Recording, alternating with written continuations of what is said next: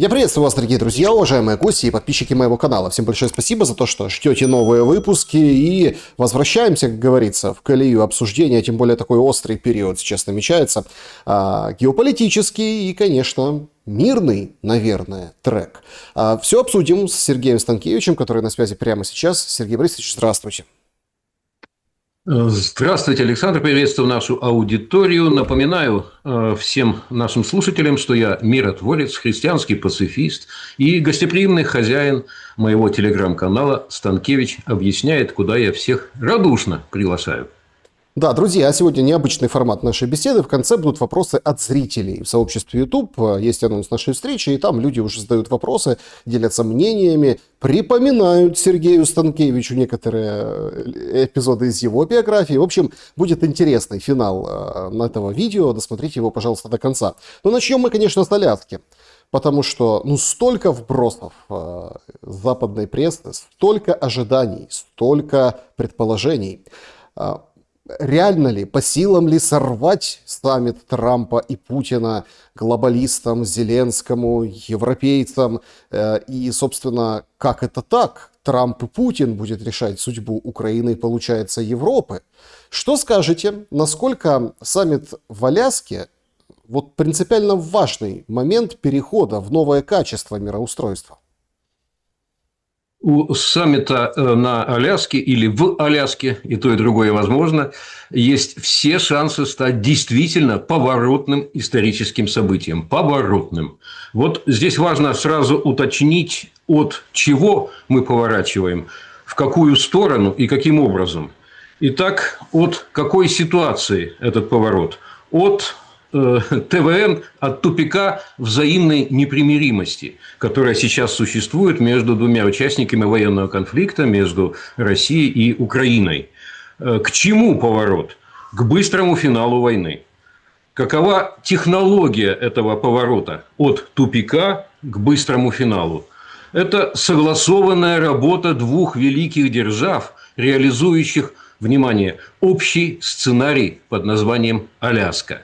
Вот согласование этого общего сценария под названием «Аляска» и должно произойти 15 августа, скорее всего, в Анкоридже. Это столица штата Аляска. Так а в чем смысл этого сценария? И как так случилось, что он стал общим для США и России, а Европа за бортом? Украину даже не спрашивают, хотя ее территории активно уже делят и землями обмениваются. Об этом говорит и Трамп, который говорит, что что-то придется Зеленскому подписать, и его представители в Европе. Смысл в следующем. Тупик взаимной непримиримости в этом конфликте, он имеет более широкий характер, чем просто упрямство президента Зеленского, хотя оно в какой-то момент становится главным препятствием. Не секрет, что это конфликт не между двумя государствами, а между коллективным Западом, или точнее между атлантической группировкой западной и Россией. Конфликт по поводу того, можно ли дальше расширять НАТО на постсоветское пространство или нельзя. Мы знаем, как Россия боролась с этой угрозой, как она возражала категорически, как она утверждала, что это для нее суперкрасная черта, что ни в коем случае она не может этого допустить, просила остановиться, потом начинала грозить, потом противодействовать. Одна из форм противодействия, кстати, это война 2008 года, затронувшая Грузию, но ничто не повлияло на неумолимых атлантистов. И вот в итоге стороны схлестнулись на территории Украины, где и был дан решительный и окончательный, я надеюсь, бой. Да, понятно, что покончить с этим конфликтом надежно, а не просто сделать паузу в боевых действиях, можно только одним способом. Можно только прямым диалогом двух великих держав – России и Соединенных Штатов Америки. Нет другого варианта. Все другие варианты – это только временные паузы. А вот если две великие державы договорились и успешно транслировали свою коллективную уже волю политическую и на Украину и на Европу в целом, а затем согласовали свои действия и с остальным миром, с главными игроками тамошними, в первую очередь с лидерами Евразии, Китаем и Индией, то тогда вроде бы все может устаканиться, все может войти в историческую колею. Всегда, я напомню, это происходило в истории именно так. Таким образом, 6 раз менялся миропорядок по решению великих держав, которые находили баланс своих интересов, договаривались о нем и транслировали коллективную волю на остальной мир. Вот сейчас часто звучат аналогии исторические с Ялтой. Вот, дескать, это новая Ялта. Нет, это не новая Ялта. Это, скорее всего, новый Потсдам. Это Потсдамская конференция в новой версии. Это ее ремейк. Напомню, что Потсдамская конференция состоялась как раз ровно 80 лет назад. Происходила она в германском городе Потсдам, частично в Берлине. Вот. И смысл ее состоял в том, как будет устроена и как будет жить послевоенная миролюбивая Германия. И что в ее устройстве должно предотвратить новую войну. Вот сейчас нечто аналогичное должно произойти с Украиной.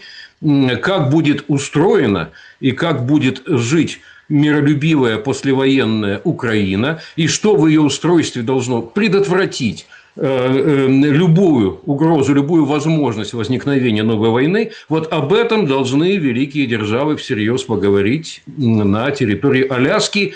А территория Аляски удивительно, символически, исторически подходит для такого диалога. Ну, давайте о сути договоренности, о чем Россия и США могут договориться. Общий контур понятен, а предметно, ведь давайте будем откровенны, противоречия Запада и России не сводятся к одной только Украине. Ну, Россия будет настаивать, понятно, что будет делать Россия более-менее. Россия будет настаивать на МНП, это минимальный необходимый пакет, который, как уже всем внимательным аналитикам известно, и мы об этом, кстати, с вами неоднократно говорили в наших предыдущих передачах, состоит из 2 взаимосвязанных блоков условий. Это коренные условия и территориальные. Коренные более важные, они первые по приоритету и, может быть, даже наиболее трудные для диалога. Коренные условия требуют определенной корректировки суверенитета Украины, что, в принципе, не является чем-то новым и невероятным. Все страны так или иначе свой суверенитет ограничивают, вступая в любые международные какие-то договора и с обязательствами. Ну, скажем, любое вступление в НАТО – это ограничение суверенитета. Любое вступление в ЕС – это ограничение суверенитета. Вот такая корректировка суверенитета необходима для того, чтобы послевоенная Украина была миролюбивым, стабильным и в перспективе процветающим государством. То есть для Украины нет военных блоков, нет иностранных войск и баз на ее территории, военно-промышленный комплекс и ВСУ ограничены на уровне разумной достаточности, в стране нет идеологии вражды и реванша, и нет политических партий и политики, которые порождают вот эту самую идеологию вражды и реванша. В стране восстановлены в полных правах русский язык, русская культура и русская православная церковь. Просто функционируют наряду со всеми другими аналогичными культурно-символическими комплексами с полными правами. Вот, собственно, и главные коренные условия. Кроме них, да, есть второй блок условий, входящий в минимальный необходимый пакет, это территориальные условия. Но они тоже важны, но по приоритету вторые. Более того, если решены вот эти коренные условия, если они как-то урегулированы, то, строго говоря, по блоку территориальных условий там гораздо больше пространства для компромисса существует, и там решения будут приниматься легче и быстрее, потому что не будет уже такой вот границы взаимной вражды и недоверия, которая сейчас, к сожалению, существует.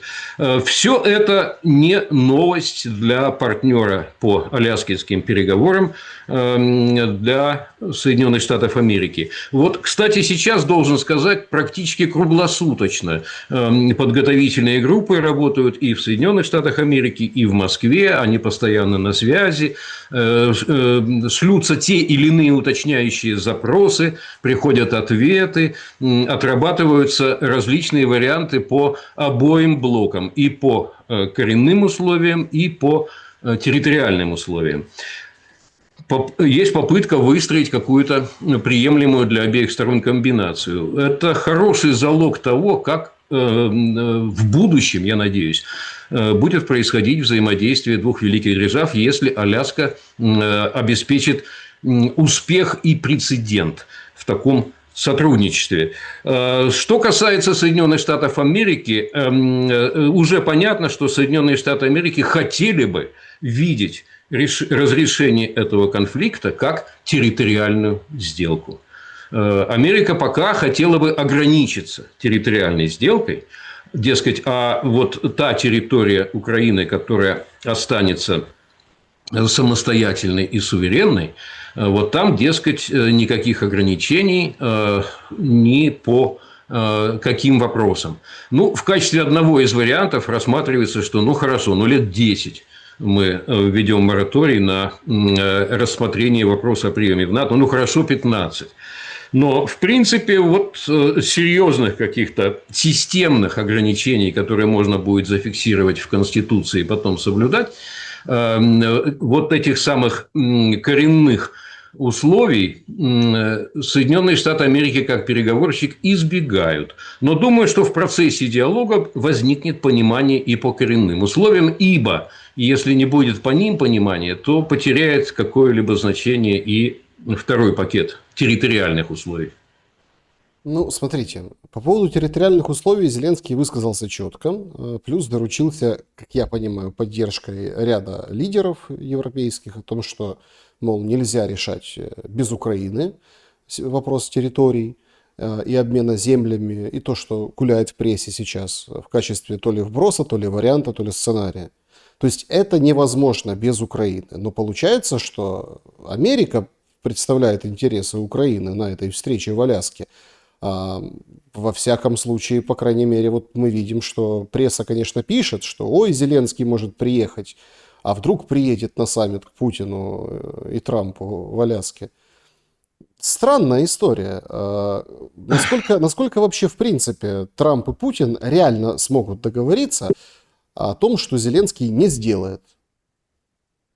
Ну, действующий президент Украины Зеленский действительно категорически отверг, он, кстати, поторопился напрасно, на мой взгляд, категорически отверг оба блока условий, и коренные, и территориальные. И тем самым он представил себя, увы, главным препятствием любого прогресса на реальных переговорах. Именно по этой причине, потому что он здесь демонстрирует категорическое и тотальное упрямство, вот как высказался по этому поводу вице-президент Джеймс Вэнс, участие, любое подключение Владимира Зеленского к переговорам было бы непродуктивным. То есть, и нет смысла настаивать, чтобы Москва сначала встретилась с Зеленским, а потом переходила к переговорам с Соединенными Штатами. И нет смысла приглашать президента Зеленского присутствовать. Его выход будет на следующем этапе миротворческого процесса. О чем еще это говорит? О том, что время политического существования Зеленского в качестве руководителя Украины подходит к концу. Видимо, финал будет уже происходить будет уже с другим руководителем Украины. И на эту тему, я думаю, что не официально и не публично, но какие-то консультации между Россией и Соединенными Штатами уже происходят. Но погодите, Трамп же четко сказал, что Зеленскому придется что-то подписать. Получается, на его вот эту расплывчатую легитимность делают ставку и надеются. Было сказано более точно. Не что-то, а кое-что придется подписать. То есть он уже знает примерно, что именно предстоит подписать Зеленскому. Да, промежуточные документы он вполне может подписать, но не финальный мирный договор. Потому что подпись Владимира Зеленского под финальным мирным договором, прямо скажем, заранее девальвирована существенно. У него нет, безусловно, легитимных полномочий для такого подписания документа исторической важности. А сделать так, чтобы Зеленский обновил свои полномочия, чтобы он в режиме блицкрига быстренько переизбрался в таком цифровом формате, вот этого точно не допустит, в первую очередь, Россия с этим не согласится, но, скорее всего, не допустит и Соединенные Штаты Америки. Им тоже нужен другой партнер, как они предполагают, другой клиент в Киеве. Кто это может быть? Ну, тут самые разные могут быть варианты. Если спрашивать о моих предположениях, а тут могут быть только какие-то предположения, более или менее обоснованные, то, скорее всего, политический транзит на высшем уровне в Украине будет в два этапа происходить. То есть сначала будет транзитный, промежуточный лидер какой-то, потому что нужно принять удар. Вот подписание мирного договора, который включает два блока условий, напомню, коренные, связанные с корректировкой суверенитета, и территориальные, вот подписание и потом обеспечить надо его принятие украинским обществом и перезагрузку украинской политической системы, вот все это обеспечить без срыва страны в атаманщину и, не дай бог, в гражданскую войну и в серьезный период какой-то смуты, это отдельная важная задача. И эта задача может быть возложена на надежного транзитного лидера. Вполне вероятно, что таким лидером может стать или военный, бывший военный, но это не обязательно, это не является критической необходимостью. Может и какой-то гражданский человек.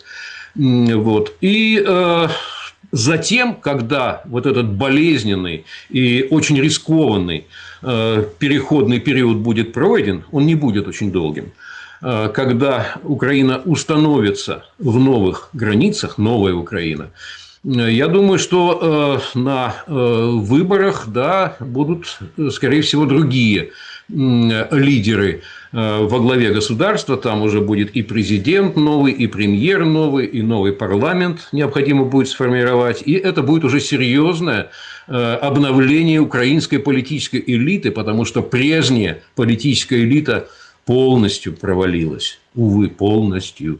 Это ее фиаско, это ее банкротство историческое. И тут, конечно, нужна перезагрузка основательная. Но это дело будущего. Ну, знаете, просто возникает же какой-то такой очень тонкий момент. Если условно транзит власти, то куда денется Зеленский? Ну, мы с вами, извините, рассматривали уже дважды этот вопрос. Мы рассматривали вариант с островом Святой Елены, но потом, правда, поступили возражения, что остров далековат. Он имеет, конечно, плюсы. Там проводил последние годы жизни Наполеон Бонапарт, и там была его могила, сейчас там мемориальное место. И там вроде бы остров под контролем Великобритании, но вот эта конкретная небольшая территория, она в аренде у Франции, и Британия и Франция могут обеспечить нормальные условия для существования и так далее. Но остров далековат от событий важных мировых, а может быть, это и препятствие. Поэтому второй вариант – это, да, Принцевые острова в Мраморном море, рядом со Стамбулом. Вот, там на вертолете 10 минут до центра Стамбула. Уютные, хорошо защищенные. Когда-то на Принцевых островах было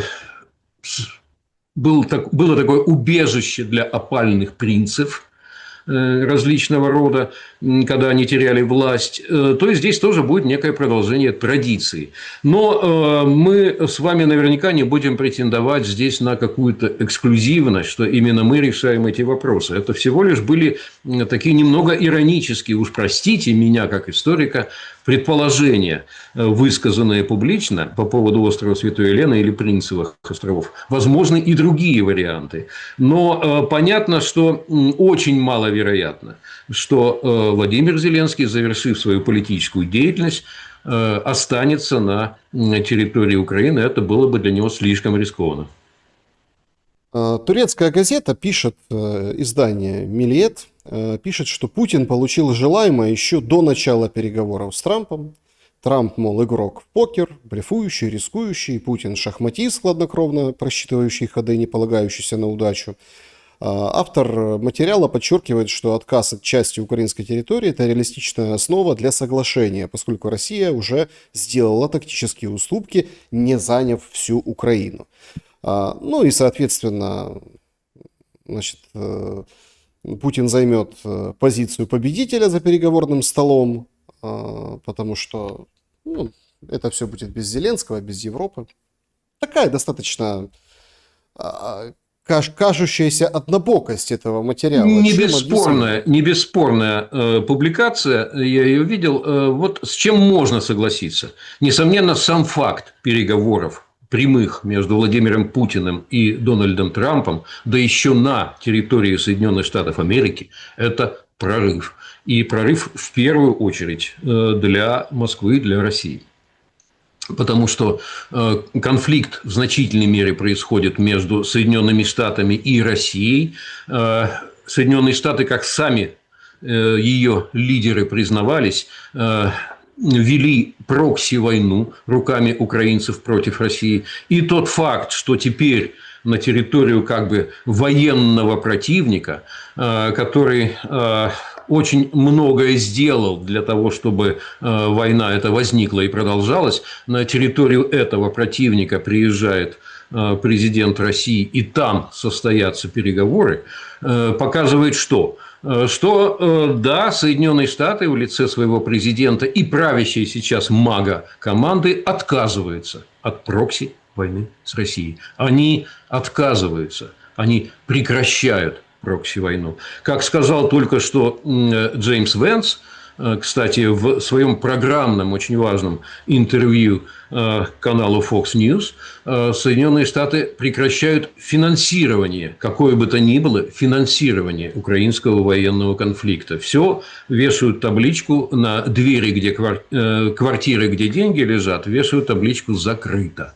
Оставляется только одна возможность. Теперь Европа может что-то закупать, какое-то оружие у Соединенных Штатов Америки, и поставлять самостоятельно в Украину, а Штаты будут продавать с единственным ограничением, так, чтобы не опустошить собственные склады, чтобы у самих запасы были на достаточном уровне. Вот в таком режиме они будут взаимодействовать. Как будет использоваться это оружие? С каким эффектом? Поможет это оружие кому-то или не поможет Соединенных Штатов как честного торговца оружием, это уже не интересует. США выходят из этого конфликта и на своей территории обсуждают с президентом России отныне, как завершить этот конфликт, как последнее препятствие для нормального взаимодействия дальнейшего великих держав, и как дальше заниматься обустройством мирового порядка, начиная с Евразии. А обстановка на территории Большой Евразии для Соединенных Штатов становится все более и более сложной, критической и даже угрожающей. Они могут просто потерять там позиции.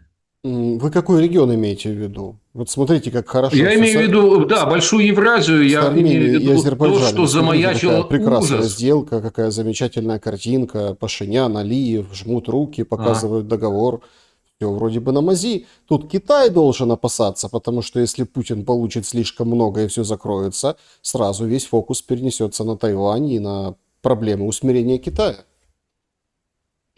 Вот сначала немножко разберемся, это уже интересно, потому что на самом деле оба партнера по аляскинским переговорам уже смотрят дальше. Потому что здесь вроде бы им все понятно. И они рассматривают вообще проблему завершения украинского военного конфликта в большей степени, чем техническую. Не исключительно, конечно, техническую. Там есть очень серьезные и даже болезненные некоторые вопросы, но в большей степени как техническую, потому что она им понятна. И технология действий понятна. Надо только вот снять те препятствия, которые еще остаются. Но они понимают, что как только будет завершен этот военный конфликт уже в ближайшие там 2-3 месяца, надо уже смотреть дальше, что будет на пространстве Большой Евразии. А там действительно происходили значительные сдвиги в последнее время, и замаячил в Евразии тот самый призрачный ужас, который давно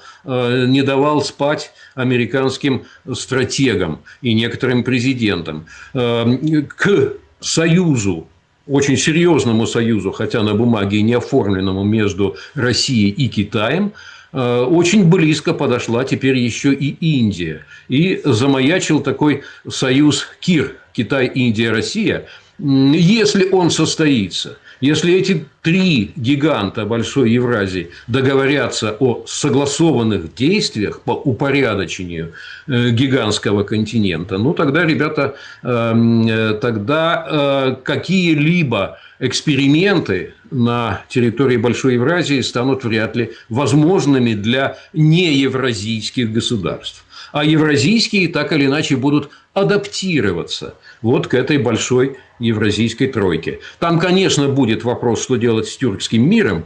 Первый вопрос для КИРа. Китай, Индия, Россия. Но я думаю, что с тюркским миром и страной, которая претендует на лидерство в этом мире с Турцией, в итоге договорятся. Вы спросили про Южный Кавказ. На Южном Кавказе не будет никакой внерегиональной державы со сколько-нибудь серьезным присутствием. Просто не будет. Я говорю это не потому, что я там начальник, и потому что мне лично этого не хочется.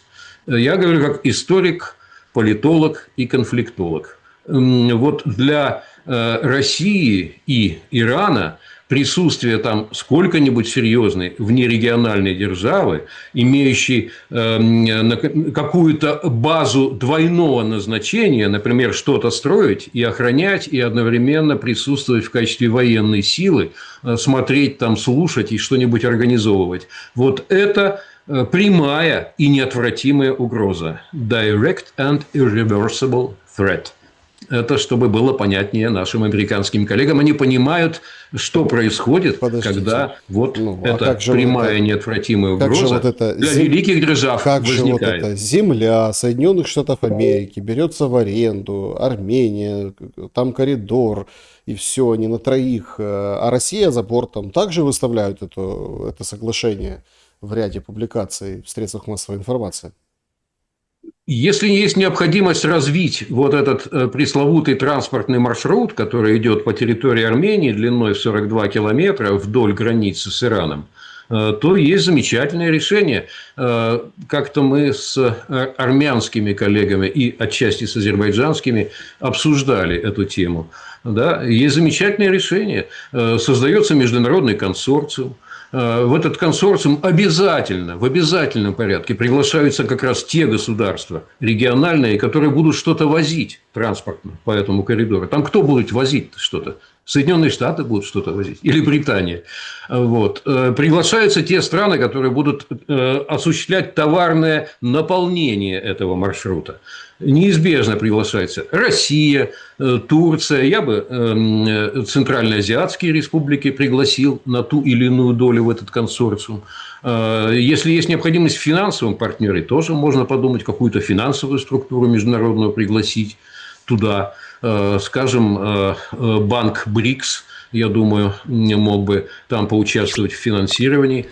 Так что вопросы мирного развития этой территории решаются легко. А вот вопросы создания какого-то военно-технического и геополитического присутствия и проецирования угрозы в первую очередь, конечно, на соседний Иран.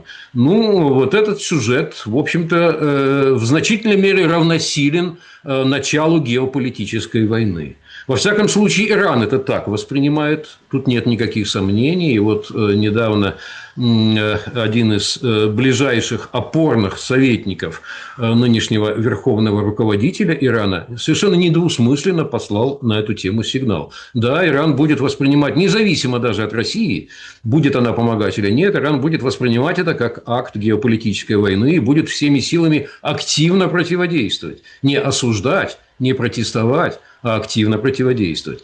Я думаю, что на эту тему уже идут активные консультации и практические консультации между Россией и Ираном.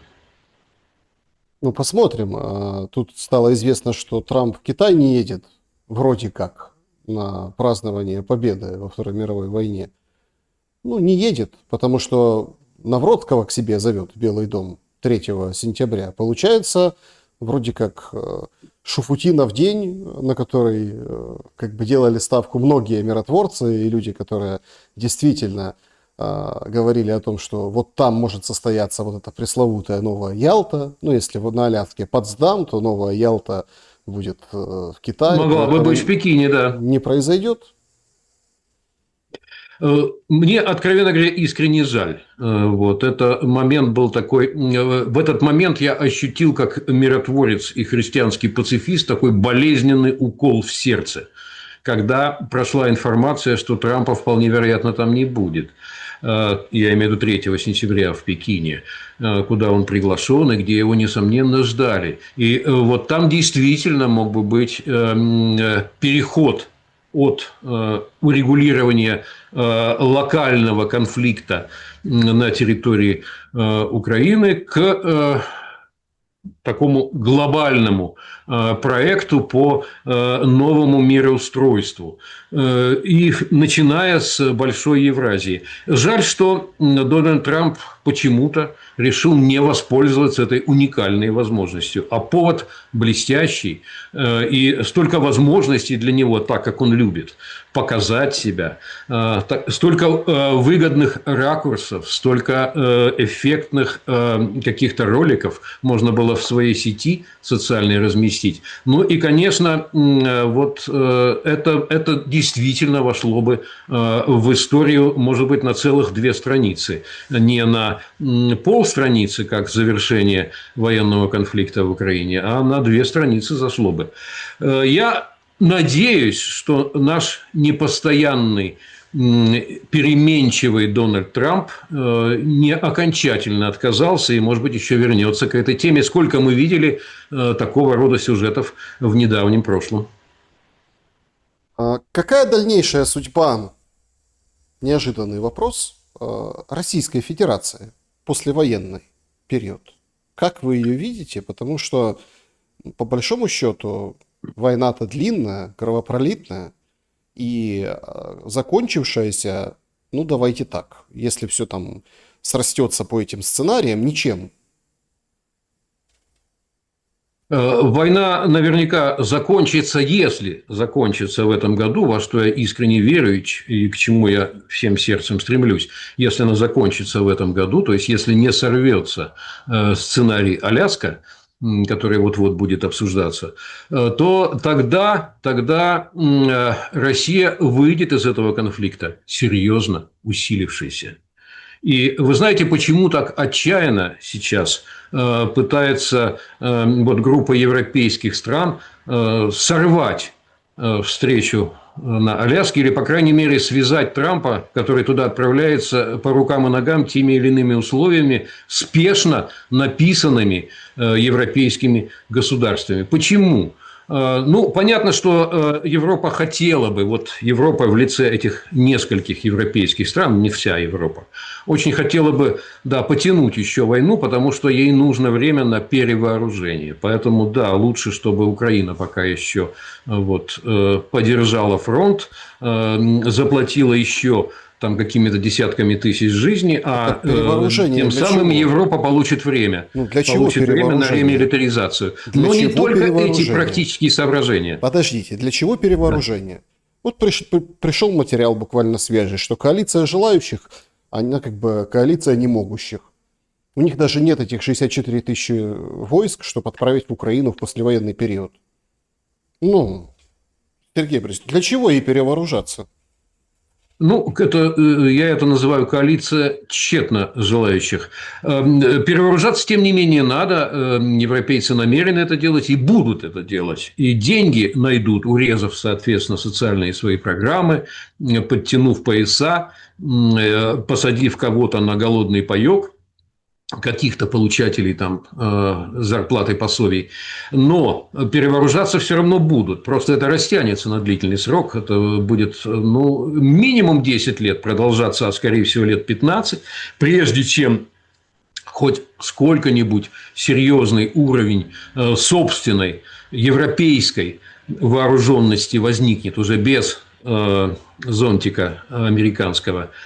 Но тут даже дело не в этом. То есть в этом направлении они все равно будут действовать. Да, сейчас, конечно, любые потуги изобразить из себя какую-то военную силу, которая имеет силовые аргументы для влияния на исход конфликта вокруг Украины. Но это надо с доброжелательной улыбкой воспринимать любые публикации на эту тему. Ничего подобного, конечно, нет. И в серьезных экспертных кругах это даже не обсуждается. А вот что еще тревожит сердце коренных европейских государств? Сердца правящих там элит. А правят в этих государствах еще байденовские элиты, еще атлантические элиты. Элиты, время которых ушло, элиты старые, глобалистские, мыслящие в терминах «мир на основе правил».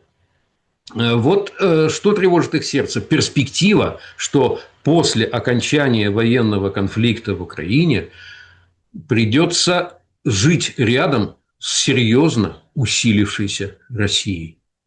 Они не ожидают войны. Они понимают, что Россия никуда там дальше не пойдет и ни с кем воевать не будет. И никакой агрессии дальнейшей не произойдет. И что этот конфликт они понимают, если нет необходимости врать публично, как у многих такая необходимость существует, то они понимают, что в значительной мере этот конфликт для Кремля был вынужденным. И он делал вроде бы все, чтобы не ввязываться, но все равно ввязался в итоге. Но вот сейчас возникнет новая, серьезно усилившаяся Россия, и с ней рядом придется жить, и с ней придется заново выстраивать отношения. И она не будет уже просить каких-то уступок и каких-то широких жестов от Европы. Она не будет пытаться ходить в учениках, и она будет настаивать, и достаточно жестко иногда настаивать на обсуждении и учете своих жизненно важных интересов, и бесполезно ее уговорять: нет, у вас таких интересов быть не может. Или, извините, мы их принять не можем, и нам даже обсуждать их неудобно. Вот никакие такие речи отныне релевантными не будут. И вот что делать, живя рядом, и как организовывать жизнь рядом с этой усилившейся серьезной Россией по итогам конфликта, это великая проблема.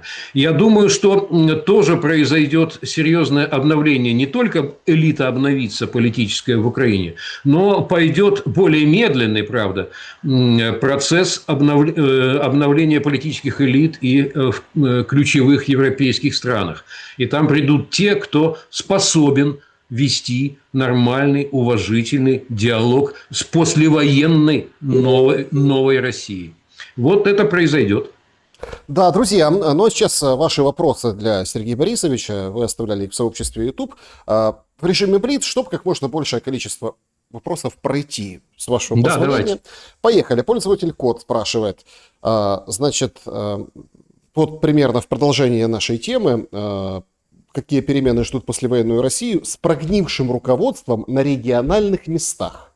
Региональный аспект, пожалуйста, в контексте вышеизложенного. Прокомментируйте.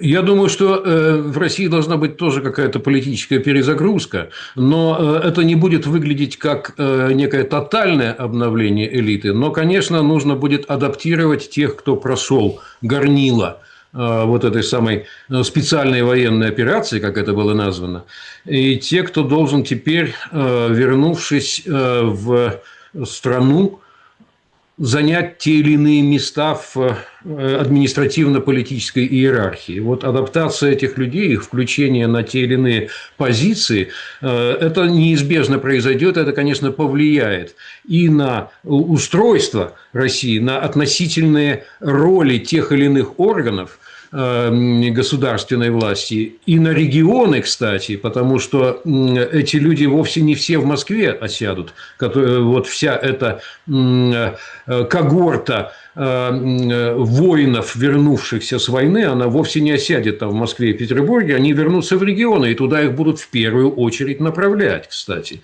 Москва будет этим заниматься. И вот там они точно составят новый руководящий какой-то такой слой, такую сетку руководящую и попытаются серьезно повысить эффективность регионов именно российских, чтобы не было ситуации, когда есть 5 регионов-доноров из 95, а остальные как бы вот ждут, что придет из центра. Это отдельная такая российская послевоенная адаптация и модернизация, она не будет революционной. Значит, Нирвана пользователь не жалеет ли Станкевич о своем деятельном участии в свержении памятника Дзержинского? Чем данный акт отличается от подобных в Украине? Принципиально отличается. Во-первых, вот перемещение монумента Феликсу Дзержинскому с Лубянской площади на 4 километра в парк скульптур, музеон, это была важная, я считаю, абсолютно важная и необходимая акция, которую, кстати, предпринял сам народ. Я когда приехал тогда на эту площадь, сразу после августовского путча, там как бы и сомнений у собравшихся, примерно 20 тысяч, там не было что делать. И я просто придал этому цивилизованный характер. Мы, во-первых, приняли решение законной властью, Московским советом, о том, что переместить памятник, и сняли аккуратно, перевезли, сохранили. Он сейчас стоит на высоком постаменте в парке Музеон. То есть, с одной стороны, это символическое значение имело разрыва со страшной традицией государственного террора, которую этот памятник воплощал и продолжает уже в музее воплощать. Что больше никогда вот Россия должна с этой стороной своей истории закончить на этом. Вот, поэтому все правильно в этом смысле произошло, символически важно. И я считаю, что мы сохранили этот памятник, этот монумент работы Вучетича. И любой может зайти и тем или иным образом с ним пообщаться.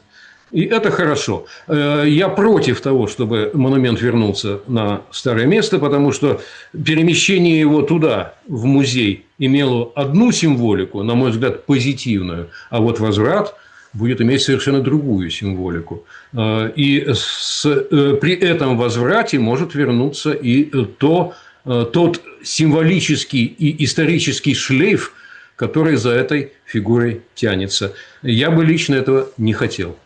Здравствуйте, Сергей Борисович. Сложный многоуровневый вопрос. Как вы считаете, первое, вторжение в Украину было спровоцировано Британией и США Западом для ослабления России или БРИКС? Второе, что важнее, ослабить БРИКС или Россию? Третье, что потребует США для ослабления БРИКС при встрече государств 15 августа?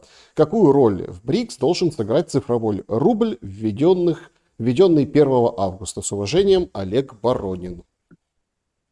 Ну, слушайте, это требует отдельной передачи, вот эти 3 как минимум вопроса. Я так коротко отвечу. Да, расчет, несомненно, у вот этой самой еще старой байденовской, глобалистской, атлантической элиты, несомненно, делался расчет на то, что Россия в итоге втянется в конфликт, увязнет в нем, это будет для России некий новый Афганистан, и что в ходе этого конфликта путем массированной помощи Украине с одной стороны, и тотальной санкционной изоляции России с другой, можно будет ее радикально, надолго ослабить и истощить.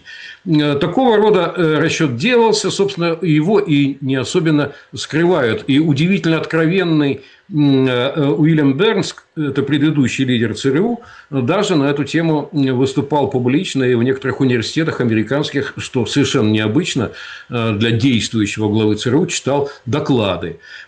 Так что да, наличие такого замысла сомнений не вызывает. Некоторые американские аналитики и оперативники этим даже гордятся публично. К счастью, для обеих сторон, и для Америки, и для России, и для третьей стороны Европы, и, к несчастью, для Украины, вот все пошло совершенно иначе. Да, значит, Россия, несомненно, понесла серьезные потери, но, тем не менее, выходит из конфликта усилившийся во всех смыслах, в том числе в экономическом, потому что очень многие серьезные проблемы экономические, застарелые России были удивительным образом в условиях такой командно-административной экономики быстрее преодолены. И вот теперь с этой Россией придется считаться. На БРИКС тогда никто не рассчитывал, когда возникал украинский конфликт. БРИКС как раз усиливался тоже по ходу конфликта. И во многом глобальный юг, глядя на этот конфликт, быстрее стремился создавать вот эту альтернативную площадку в виде БРИКС. Мне довелось быть в Казани на знаменитом уже Казанском саммите. Я просто видел это, я ощущал лично, общаясь с тамошними экспертами, туда приехавшими. Да, у БРИКС хорошее будущее. Общая валюта не появится в ближайшие годы, для этого нет экономических условий, но что появится, и, собственно, это уже сделано даже. Я видел, как это работает. Это БРИКС-бридж, это универсальная платежная система для национальных валют. Национальные валюты могут быть фиатными, то есть такими, к которым мы привыкли, или цифровыми. И вот эта система БРИКС-бридж позволяет мгновенные расчеты в национальных валютах осуществлять, не прибегая к таким промежуточным валютам, как доллар и евро. Вот если сейчас быстренько эта платформа заработает, а Дональд Трамп, который обещал страшные кары всем, кто в этом направлении движется, уймется, то, да, критическая зависимость от доллара и евро для глобального юга отпадет. И это будет на благо мировой экономики и на благо, я уверен, новой Украине тоже, поскольку ей предстоит очень значительные финансовые потоки аккуратно осваивать, те, которые пойдут на восстановление Украины после войны. Петр Скоморохов. Вопрос. Недовольство украинцев ТЦК зашкаливает. Родственники погибших, пропавших без вести, пленных негодуют, что не могут их получить, а уже и цены на мясо и прочее зашкаливают. Но Майданов в хорошем его значении не происходит. Не потому ли единственно, что нету негатива к власти у руководящей единицы? Ну, грубо говоря, без пастуха стадо разрознено и не способно к групповому действию. Ну, во-первых, я думаю, что синдром отрицания Майдана, он вот после этих двух Майданов 2004 и 2014 года с оценкой их последствий, вот этот синдром отвержения, отрицания самой майданной технологии, он закрепится уже как новый такой, как некий внутренний регулятор в украинской политической культуре. А вот что касается остального, сейчас политическая жизнь в Украине заморожена.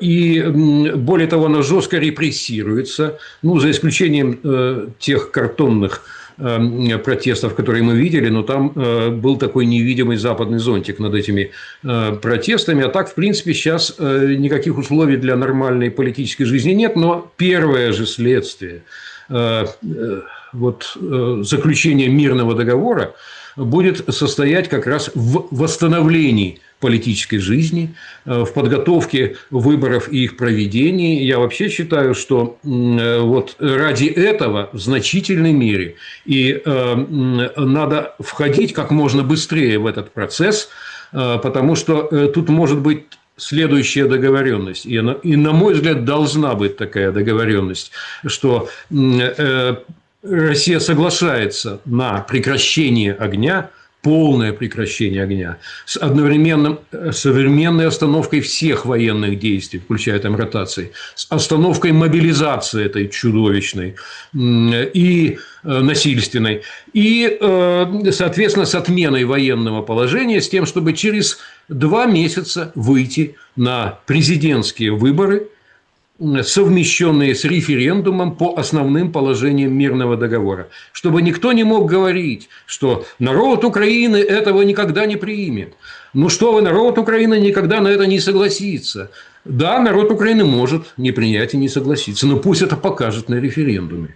И пусть народ Украины, осознавая последствия своего решения, продемонстрирует свою волю на референдуме, проголосовав по основным положениям будущего мирного договора. Вот моя интуиция подсказывает, что голосование будет позитивным, положительным.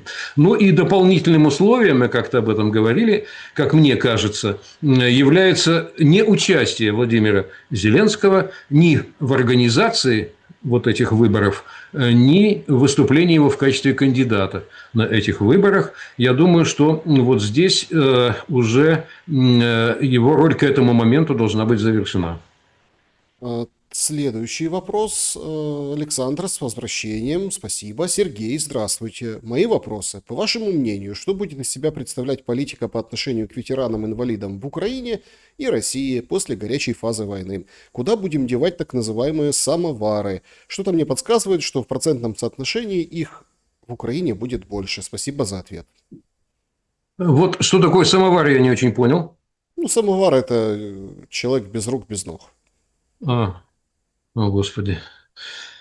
Да, я еще из того поколения, которое помнит в 60-е годы прошлого века очень много на улицах было вот людей, серьезно покалеченных войной. Мой собственный отец, который, кстати, призывался из Киева и вернулся потом в послевоенный Киев, к счастью, не был, он был только легко трижды ранен. А вот многие из его соратников и из его поколения, конечно, они, увы, получили тяжелые тогда ранения, и много такого рода людей было на улицах. Но тогда возможностей им как-то радикальным образом помочь было мало. А сейчас такого рода возможностей гораздо больше. И я думаю, что вот в плане послевоенной реконструкции Украины, давайте сейчас в первую очередь о ней скажем, там должен быть отдельный, конечно, фонд на очень серьезную, глубокую, всестороннюю помощь этим людям. И протезирование, и социальная реабилитация, и специальные какие-то пенсии и льготы.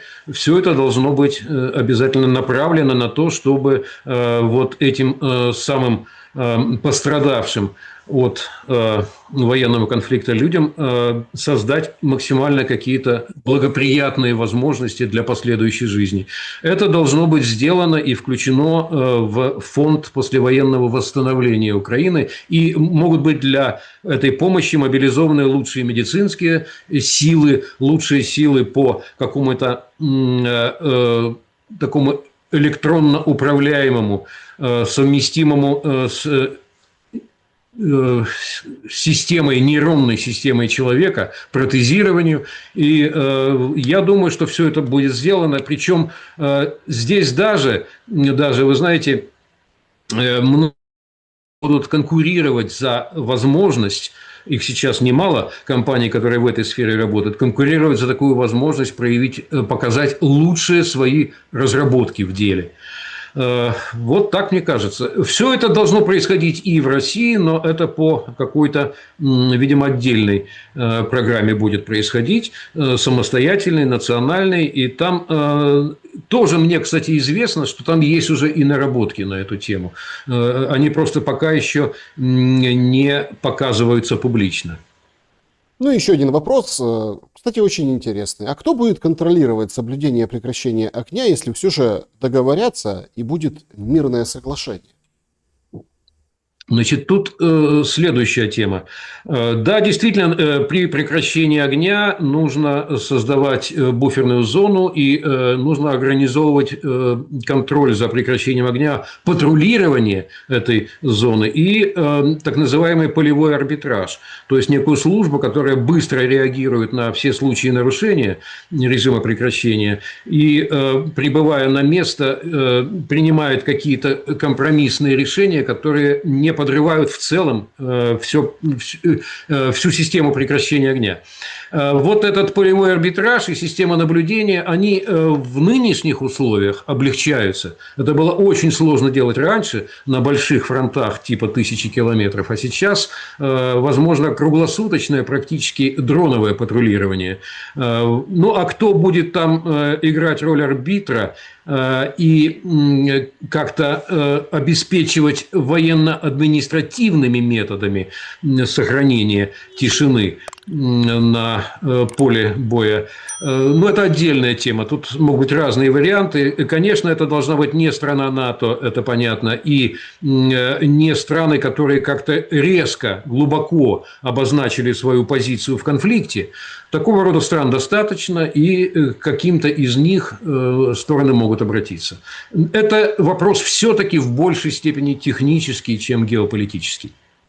Сергей Станкевич был моим собеседником сегодня. Благодарю вас за время и мысли. Мира и благополучия, дорогие друзья. Друзья, спасибо большое, что пишете вопросы, следите за видео, ставьте лайки, не забывайте. Берегите себя и друг друга. До скорого.